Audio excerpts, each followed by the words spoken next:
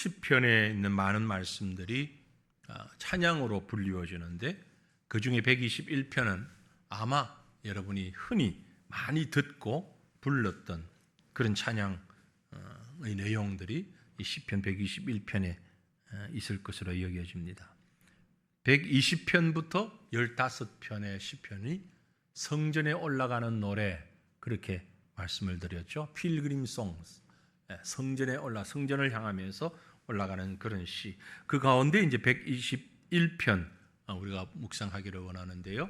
표제글에 역시 성전에 올라가는 노래라고 되어 있지만 굳이 그 내용을 가지고 별명을 한번 붙여본다면 시편 121편은 어떤 말씀일까? 어떤 분이 그런 별명을 붙였어요. 인생이 어려워질 때, 매 순간순간 우리는 이런 어려움과 아픔과 고통 속에서 살아가고 있지만 그럴 때에 하나님을 바라보고 하나님 앞에 나가는 시. 그런데 이제 이 121편은 특이하게 대화체의 시로 기록이 되어 있습니다. 형식이 대화하는 것처럼. 근데 1절, 2절은 1인칭 중심으로 나, 너 이렇게 되는데 3절부터 8절은 너를 중심으로 되어 있습니다. 그러니까 마치 누군가가 묻고 거기에 대답하는, 마치 성전에 올라가면서 부모의 손을 잡고 올라가는 아이가 질문을 하고 부모가 대답을 하는 것처럼, 혹은 순례자가 질문을 하고 제사장이 답을 하는 것처럼 그렇게 형식을 가지고 기록이 되었다라는 겁니다. 그런데 그 부모거나 혹은 제사장이 답을 하면서 아주 그 하나님의 은혜와 축복을 이 질문자에게, 함께 가는 동행자에게 전해주는 것 같은 그런 분위기 가운데서 말씀이 기록되어 있습니다. 이스라엘 백성들에게 있어서 가장 큰 축복은, 우리가 지금 예배를 드리고 난 다음에 축도하잖아요. 축도할 때는 바울의 축복을 거의 그대로 성부, 성자, 성령으로 함께 축복을 줍니다. 구약 성도들에게 있어서의 축복은요, 모세 시대의 아론의 축복이에요. 첫 제사장이 그 백성들에게 내렸던 축복, 이것이 일상적인, 통상적인 하나님의 백성들을 향한 하나님의 축복, 은혜로 내려집니다. 요즘도 뭐 이걸 가지고 축도를 한 분이 가끔은 있습니다만은 신약 성도에 있어서는 아무래도 신약 성경에서 얘기하는 축복, 뭐 틀렸다는 아니지만 구약보다 신약적인 축복을 하겠고, 그러나 구약에서는 그 축복이 아론의 축복이죠. 그 아론의 축복을 머금고 있는 것이 시편 121편이다. 그렇게 볼 수 있습니다. 아론의 축복이 뭐죠? 민수기 6장 24절 이후에 있는 말씀입니다. 여호와는 내게 복을 주시고 너를 지키시기를 원하며, 여호와는 그의 얼굴을 내게 비추사 은혜 베푸시기를 원하며, 여호와는 그 얼굴을 내게로 향하여 드사 평강 주시기를 원하노라. 이게 아론을 통해서 주신 축복. 보편적인 사람들이라면 세상에서 만족을 찾고 기쁨을 찾는데, 오전 시간에도 말씀드린 대로 세상의 기쁨이 전부로 그렇게 살아가는데 그들은 하나님을 찾지 않습니다. 왜냐하면 하나님으로부터 오는, 하나님이 주시는 축복의 기쁨을 모르기 때문에 그런 거죠. 그러나 하나님의 사람은 여호와가 복을 주시고, 여호와가 그 얼굴을 우리에게 비추어 주시고, 여호와가 은혜를 주시고, 여호와가 평강 주시는 것, 이보다 더 귀한 것이 없기 때문에 그런 겁니다. 세상 사람들은 자기가 좋아하는 사람을 보면 마치 하나님을 보는 것처럼 좋아하죠. 요즘은 그 가수나 연예인들을 좋아하는 게 젊은이들만은 아니더라고요. 나이가 들어도 좋아하는 분들이 있는데, 자기가 아주 좋아하는 그 가수, 여러분 누구 좋아해요? BTS? 이게 BTS 좋아하는 분 별로 없을 것 같은데? 그럼 누구요? 이미자? 아닌가? 아무튼 그렇게 좋아하는 사람을 직접 만났어. 공연에 가거나 아니면 직접 만나가지고 막 악수를 하고 사진을 찍고, 그러면 너무너무 흥분해가지고 좋아하는 정도에 비례해서 많이 좋아하면 좋아할수록 너무 흥분해서 아이들 같은 경우는 잠도 못 자고 먹도 못 하고 모든 그 정상적인 생활이 스톱돼 버리는 거죠. 너무 좋았어. 그게 우리는 하나님을 바라보면서 아론의 축복에서 얘기하는 것이 바로 그겁니다. 하나님의 얼굴을 보기, 하나님의 얼굴을 내가 봤어, 하나님이 얼굴을 내게 드셨어, 하나님이 평강을 주셨어. 그러니까 이건 뭐 사람의 말로는 표현 안 되는, 아주 이럴 땐 감탄사로 요즘 어떤 말 하죠? 대박, 대박. 뭐 더 이상 뭘 말로 표현. 하나님이 나한테 그 감격과 감동, 이것이 살아있는 것 같은, 이게 바로 축복입니다. 지금 성전에 올라가면서 시편 121편은 바로 그 찬양을 하고 있는 겁니다. 그런데 그 찬양을 하는 시인의 상태, 마음은 아주 고난 가운데, 아픔 가운데, 힘듦 가운데 있다라는 겁니다. 그래서 시편 121편에서 핵심이 되는 단어 혹은 사상, 그게 뭔가 우리가 1절부터 8절까지 읽었습니다. 쭉 읽으시면서 핵심적인 단어를 뽑아라면 뭘 뽑겠습니까? 너무 어려운 국어 선생님 같은 질문을 했는데, 시편 121편에서 가장 핵심적인 단어, 지키다라는 말. 지키다. 3절, 4절, 5절에 한 번씩 있고 7절에 두 번, 8절에도 한 번. 8절 가운데 지킨다라는 단어가 6번이나 사용이 됐어요. 지킨다. 그래서 시편 121편에서 핵심적인 단어이고 사상이고, 이것은 고통 가운데, 아픔 가운데 있는 하나님의 백성들이 하나님을 바라볼 때 느끼는 감정과 감격과 은혜예요. 오늘 우리 성도들이 하나님 앞에서 가져야 할 가장 큰 감격과 감동이 뭐냐면, 하나님이 나를 지키신다. 이보다 더 귀한 건 없죠. 오늘 우리는 성전을 향해서 올라가지는 않습니다. 올라갈 성전도 없고요. 구약 성도들은 성전을 향해 올라가면서 그 마음에 하나님이 나를 지키신다, 이게 처음부터 끝까지 전체를 사로잡고 있는 거예요. 성전에 가는 여정 간단하지가 않습니다. 참 힘든 시간이에요. 힘든 상황이에요. 그래서 하나님이 나를 지키는 것을 고백하면서 내가 산을 향하여 눈을 드는데 나의 도움이 어디서부터 올 것인가? 이게 첫 번째 질문이고 기본적인 질문인데, 그 질문에 대한 답은 하나님이 나를 지키신다, 그 얘기입니다.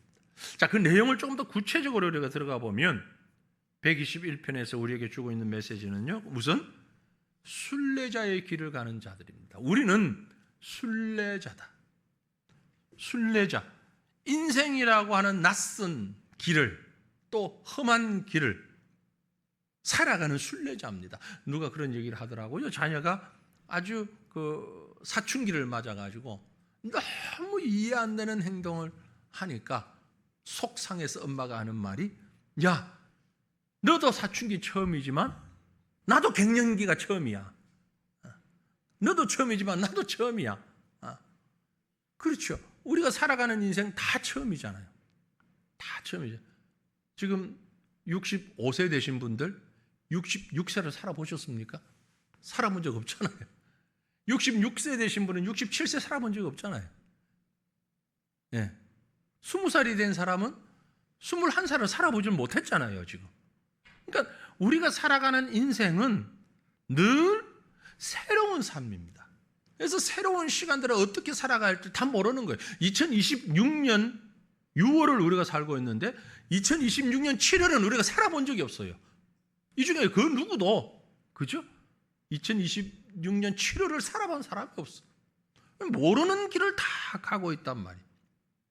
그래서 순례자다라고 말하는 겁니다. 말씀드린 대로 120편부터 15의 시편은 순례자들이 성전에 올라가서 가면서 부르는 필그림송이라고 말씀을 드렸는데, 이 성전에 올라간다는 것이 지난주 말씀드렸죠. 1년에 3번 혹은 한 번 신실한 믿음을 가지고 예루살렘 성전에 올라가는 것인데, 예루살렘 성전이 이 지형적으로도 높은 지역에 있었다 그랬죠. 지형이. 그래서 멀리서부터 보면 어느 정도 다가오면 그 지형이 보이는데, 예루살렘 성이 높이 보이는데 눈에 보이는데도 가는 데까지 시간이 상당히 걸리는 거예요. 그래서 일반적으로 남쪽이든 북쪽에서부터 이렇게 예루살렘 성전을 보면서 이정표가 있는 것도 아니고, 그죠? 도로가 뭐 이렇게 포장 도로가 있는 것도 아니고, 광야 같은 길을 걸어서 예루살렘 성전을 향해서 가는데 보이는데 중간에 맞이하는 그 아주 힘든 지역이 있다는 거예요. 그 지역, 그 지역, 주디아 데절트, 유대 사막, 그곳을 지나가야 되는데 우선 거리도 멀지만, 눈에 보이지만, 빤히 보이지만 거리도 멀고, 사막을 지나가면서 험악한 산악, 특별히 뜨거운 태양빛, 그리고 하루만에 못 가면 밤이 되면은 들짐승들, 그리고 강도들, 이런 여러 가지 위험한 요소들이 있음에도 불구하고 그 눈에 보이는 예루살렘 성 보고 나가는 겁니다. 그게 홀리 시티, 거룩한 성이에요. 우리가 거룩한 성을 찬양하고 노래하는데, 이 거룩한 성이라는 게 그저 늘 아름답고 고귀한 은혜로운 이것만이 아니고, 눈에 보이는 곳은 너무 귀한, 꼭 가야 하는 홀리 시티인데, 거룩한 성인데 나가는 길은 너무너무 어려운 거야. 험난해, 그 과정이. 그러면서 이 험난한 과정을 이기기 위해서 부르는 게 성전에 올라가는 노래, 120편, 121편, 123편, 이 시편들을 부르면서 갔던 거죠. 특별히 121편은 그런 사람들에게 힘이 되는, 그런 은혜를 체험하는 그런 노래다라는 겁니다. 그래서 이들의 눈을 어디에 둬야 되는가, 어디를 목적으로 둬야 되는가 하는 것이 바로 본문 1절입니다. 내가 산을 향하여 눈을 들리라. 그 산이라는 여러 가지 의미가 있는데, 특별히 예루살렘 성전 바라보면서 내가 산을 향하여 눈을 돌리라. 나의 도움이 어디서부터 올까? 산은 양면성을 가지고 있죠. 예루살렘 성이라고 하는 그 홀리 시티, 아주 거룩한 그 성이기도 하고, 동시에 그 시대 사람들은 이방 신을 섬기면서 산당을 짓고 산에서 신을 섬기, 동서고금을 막론하고 우상을 숭배하는 자들이 산을 좋아합니다. 왜냐하면 그곳에서 영적 기운을 받는다고 생각하니까. 이 관악산이 그렇잖아요. 관악산, 점쟁이들 얼마나 많이 갔습니까? 뭐 지금도 그렇지만 영험한 산이라고. 그래서 기를 받는다 그러죠. 내가 산을 쳐다보는데 예루살렘 성이든 혹은 그게 이단들이 얘기하는 우상들을 섬기는 신이든 그 산을 보고 나갈 때 나를 도울 수 있는 자가 누구일까? 나의 도움이 어디서 올까? 이건 누구에게 잡아놓고 개인적으로 질문을 한다기보다 자문자답하는, 스스로를 묻는 모놀로그라고 그러죠. 모놀로그. 스스로 이렇게 중얼거리면서 묻는 질문입니다. 그러니까 이 질문은 스스로 답을 하는 거예요. 내가 산을 향하여 눈을 들 것인데 내가 나의 도움이 어디서 올까? 그리고 2절에서 바로 답을 합니다. 나의 도움은 천지를 지으신 여호와에게서다. 여호와가 아니면 나의 이 삭막한, 이 황량한 사막을 지나갈 수 있는 도움이 될 수 없다. 여기에 나의 도움이라는 단어가 있잖아요. 이 도움이라는 단어가 창세기에도 나옵니다. 어디에 나오는가 하니까 하나님이 아담을 잠들게 하고 하와를 지어서 아담에게 보내시잖아요. 그때 아담이 뭐라고 그래요? 돕는 배필. 그 돕는이라는 말이 여기 도움이 같은 단어입니다. 그러니까 이 돕는다는 의미는 서로가 서로에게 힘이 되어주는. 왜냐하면 우리는 연약한 존재니까. 그런데 진정으로 나를 도울 수 있는 자는 남편도 아내도 완벽한 도움이 아니고 여호와 하나님입니다. 우리는 너무 연약한 존재, 빈약한 존재, 하나님의 도움 없이는 아무것도 할 수 없는 존재입니다. 이것을 선포하는 말이기도 해요. 나의 도움은 천지를 지으신 여호와가 아니면 아무것도 할 수 없습니다. 겉으로 볼 때는 사람이 대단한 것 같은데, 겉으로 볼 때는 아주 아름다운 것 같은데 내면은 그렇지 않다. 여러분 혹시 그런 것 보시고 들어보셨습니까? 엑스레이 알트라고. 엑스레이 아트. 이게 지금 엑스레이 아트입니다. 뭐죠? 사람의 모습이에요. 그죠? 사람의 모습이고 혹은 비행기 물건의 모습인데 우리 병원에 가면은 엑스레이 있잖아요. 이거 찍는 것처럼 이렇게 이게 예술의 한 분야래요. 예술 영국 출신으로 미국서 많이 활동했던 닉 베스에라는 작가가 처음 시작해서 이미 한 50여 년 전에 50년 전에 시작을 해가지고 지금 이제 서양의 문학계에서 꽤 그 자리를 차지하고 있는 엑스레이 아트입니다. 엑스레이로 그 미를 표현하는데 어떤 미입니까? 아름다움이 어떤 아름다움이에요? 그 모양을 다 빼버린 거잖아요. 겉으로 보기에는 그 지금 마이크를 들고 노래를 하는 가수 같은데 인물이 어떤지는 모르겠어요. 근데 겉모양이 어떤지는 싹 빼버리고 나면 뭐만 남아요? 앙상한 뼈만 남죠. 밑에 있는 사진도 마찬가지고. 이건 뭘 얘기하느냐 아닙니까? 이 아트는 한마디로 얘기하면 인간이 아무것도 아니다. 별거 없다. 별거 없다. 뭐 대단한 명품 백을 들고 명품 옷을 입고 아주 엄청나게 비싼 차를 타고 가는 사람을 엑스레이로 찍으면 그 차가 어떤 차인지 그 물건이 어떤 물건인지 아무 관계 없잖아요. 아무 차이가 없잖아요. 그죠? 1,000만 원짜리 옷을 입은 사람하고 100원짜리 옷을 입은 100원짜리 옷이 없죠. 10,000원짜리 옷을 입은 사람하고 네. 옷을 보면 뭐 대단한데 실제로 엑스레이로 찍으면 아무것도 없어. 똑같아. 네. 여러분 지금 입고 계신 옷이 얼마짜리인지 제가 잘 모르겠는데 눈이 그렇게 거기에 뭐 특화된 눈이 아니어가지고 어떤 분은 딱 보고 알더라고요. 저 얼마짜리 옷이다 이러는데 저는 전혀 몰라요. 그러니까 괜히 신경 써서 비싼 안 입으셔도 됩니다. 네. 근데 겉모습이었다 하든지 속모습은 똑같아.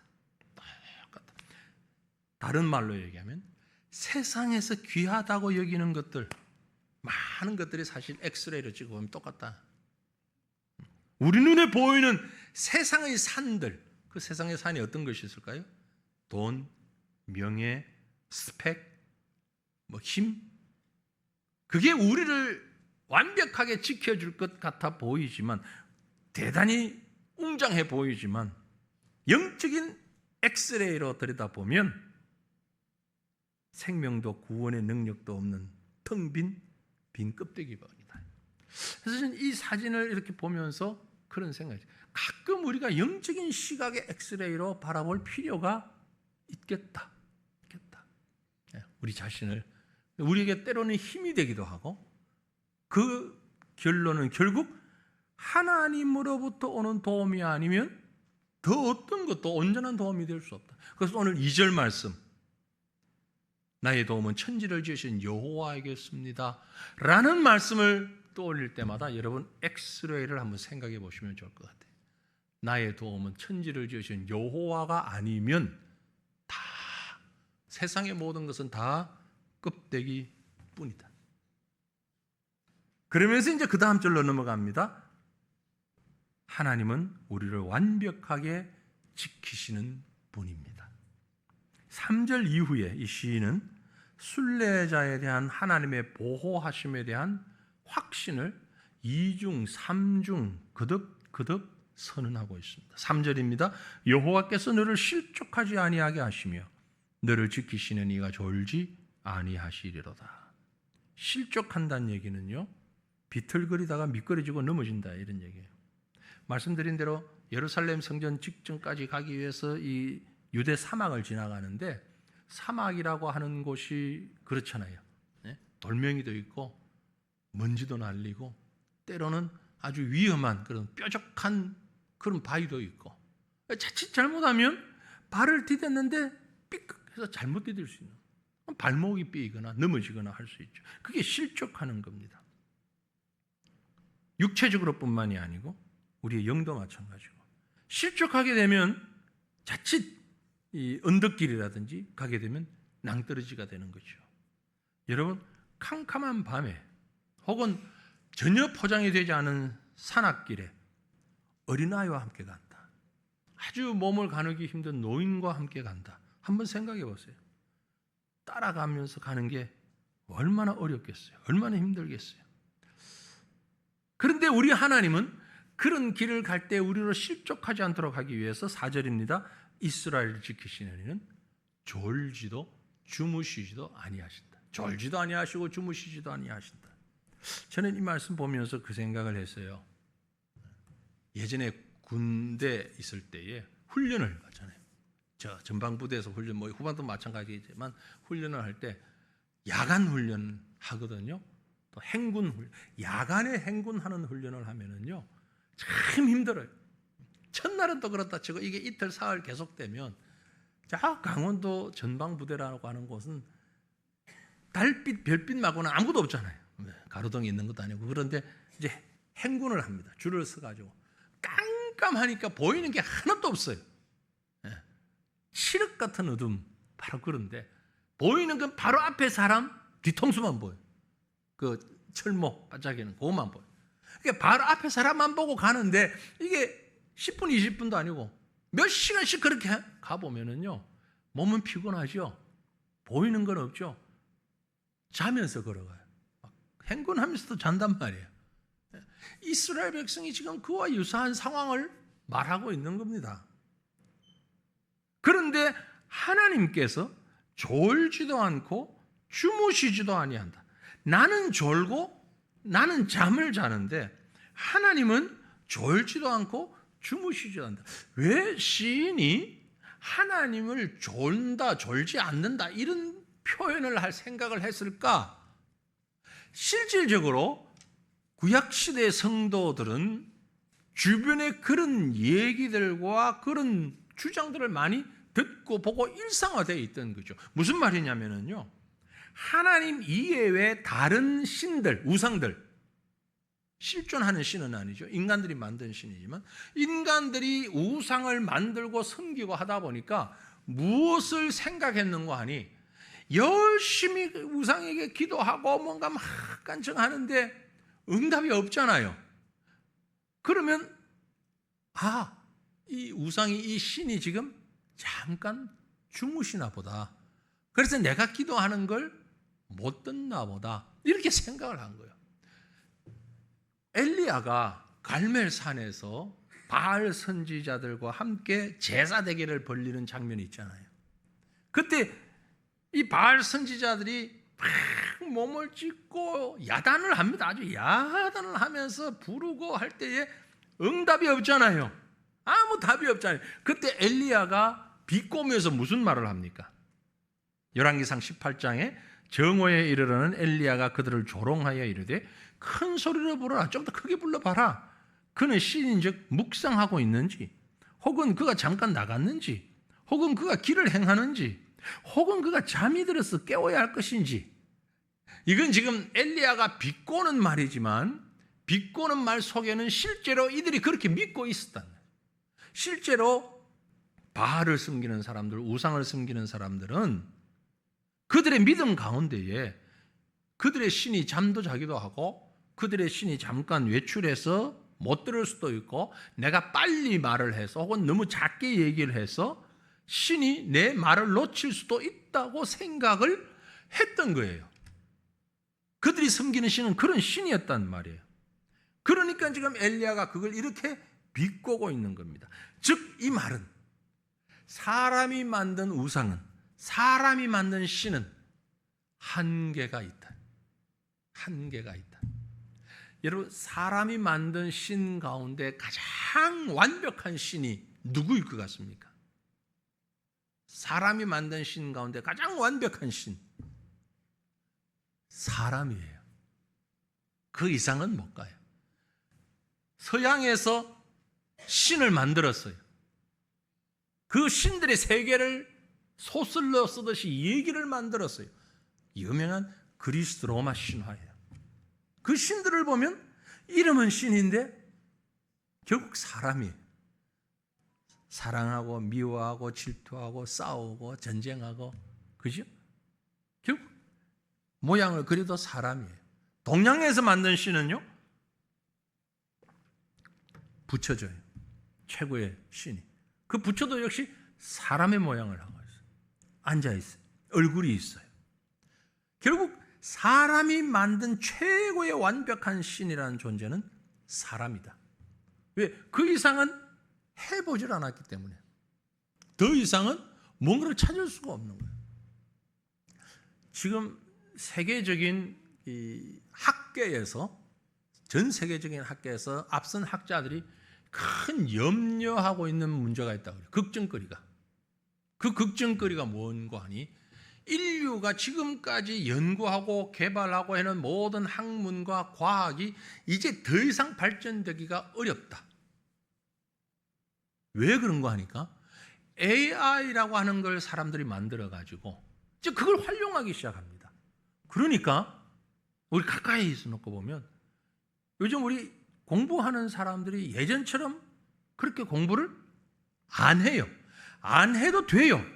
왜냐하면 AI가 우리를 대신해서 다 해줘. 다 해줘. 별의별 걸 다 해줘. 무인 로봇도 있고 막 별걸 다 하는데, 결국 그 AI가 하는 것들의 한계가 어디냐면은 지금까지 사람이 개발해 놓은 모든 것들을 활용하는 선에 있다. 그러니까 그 이상을 나가질 못한다. 물론 이제 AI가 그걸 뛰어넘어서 연구하고 새로운 걸 개발하는 경우도 있겠지만, 그렇게 되면 이제 공상 소설에서 나오는 것처럼 사람이 기계의 지배를 받는 상황이 되는 거죠. 그 이전까지를 놓고 보면 결국 우리가 개발해 놓은 데이터를 가지고 뭔가를 해야 되는데, 지금은 그 데이터를 막 활용하는데 어느 시점 지나면 더 이상 활용할 새로운 데이터가 없다는 거예요. 사람들이 공부를 안 했으니까, 연구를 안 했으니까. 결국 사람의 한계는 어디다? 사람이다. 오래전부터 현대에 살면서 성경이 우리에게 가르쳐주고 있는 매우 중요한 기준이 이겁니다. 사람은 사람을 넘어설 수가 없어요. 그래서 나의 도움이 어디서 오는가? 세상은 아니다라는 거죠. 사람은 아니라는 거죠. 천지를 지으신 하나님이 아니고서는 안 된다. 그래서 여호와께서 졸지 아니하시고 주무시지 아니하시면서 우리를 지켜주시지 않으면 결국 사람은 마지막에 성공할 수 없다. 하나님이 우리를 지키시는 것이 얼마나 귀한 일인지. 여러분, 오늘도 우리는 하나님께서 나의 모든 걸음을 인도하시고 지키시는 줄로 믿고 그 하나님께 의지하는 믿음의 삶을 살아갈 수 있기를 간절히 바랍니다. 시편 또 다른 곳에 보니까 그래서 이런 고백을 해요. 이런 기도를 해요. 시편 37편 23절인데요. 여호와께서 사람의 걸음을 정하시고, 여호와께서 사람의 걸음을 정하시고 그의 길을 기뻐하시나니 그는 넘어지나 아주 엎드려지지 아니하면 여호와께서 그의 손으로 붙드심이로다. 여호와께서 붙드신다. 아까 2부 예배를 끝나고 교인들 나가면서 인사드리고 하는데 은하가 2층에서 내려와요. 엄마 손잡고 은하가 2층에서 내려와서 제가 막 손을 흔들고 내 손을 한번 잡고 그 다음에 또 이제 지하로 내려가는데 그 조그마한 걸음으로 계단을 내려가면서 놓지 않는 손이 있어. 한 손은 엄마 손 딱 붙잡고. 그래도 엄마가 엘리베이터 안 타고 계단으로 지금 2층에서부터 지하 본당까지 아빠 찾아 내려간다고 하나 데리고 내려가는 거예요. 그 걸음 하나하나가 나도 잡고 옆에 있는 딴 사람도 잡고 하면서 엄마 손은 안 놓아. 딱 이 손만큼은 붙잡고 넘어지지 않고 하나하나 내려가더라고요. 그 모습이잖아요. 여호와께서 사람의 걸음을 정하시고 라는 말. 하나님께서 우리의 걸음을 한 걸음 한 걸음 쳐다보면서 그의 손으로 나를 붙드시고 계신다고요. 엄마가 아기 손을 붙잡고 있는 것처럼 놓으면 큰일 나죠. 큰일 나지. 아니까 엄마가 안 놓죠. 아이도 안 놓지만 그 손을 붙잡고, 제가 이 말씀이 바로 딱 생각이 났어요.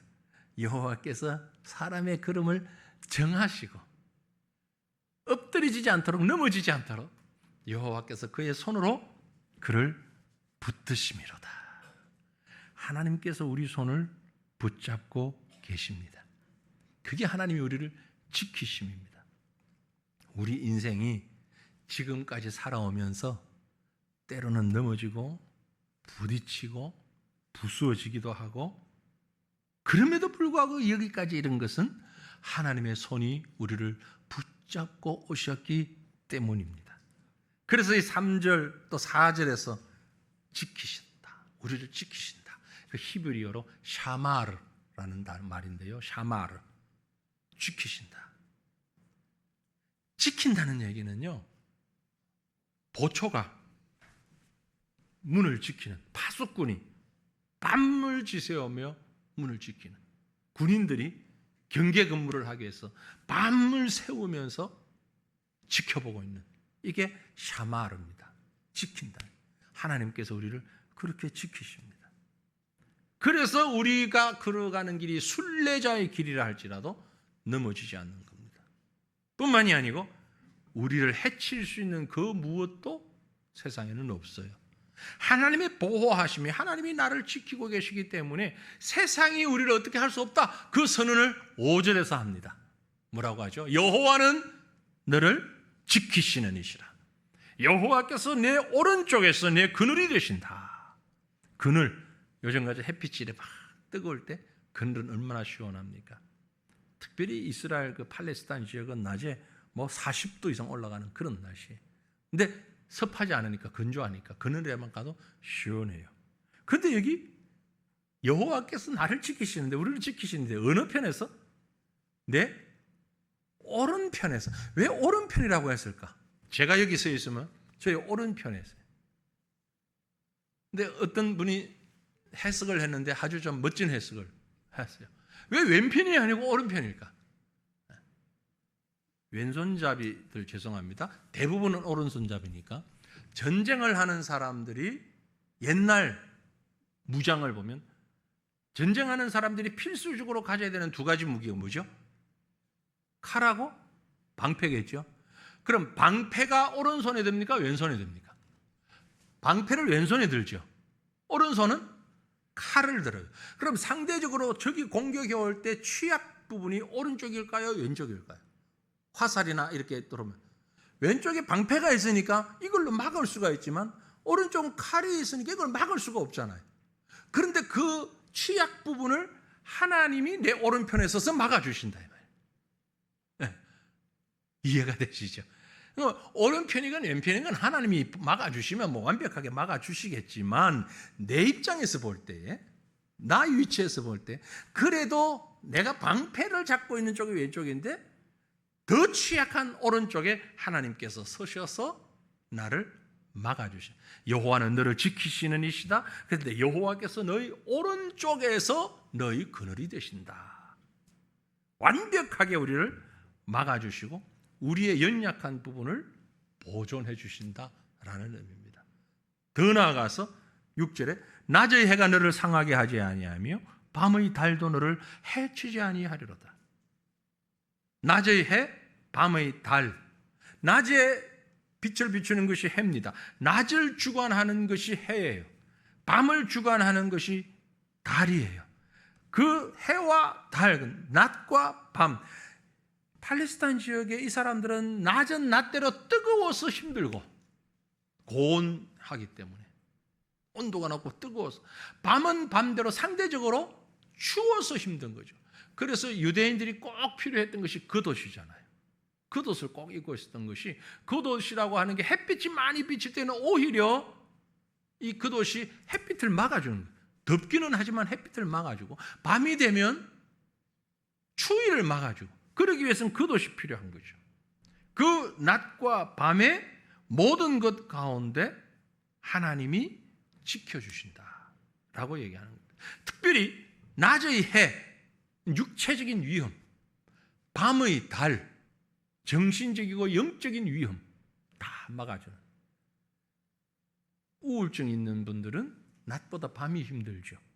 모든 사람이 밤이 되면 우울해지기 마련입니다. 밤이 되면 정서적으로 좀 더 깊이 들어갈 수밖에 없어요.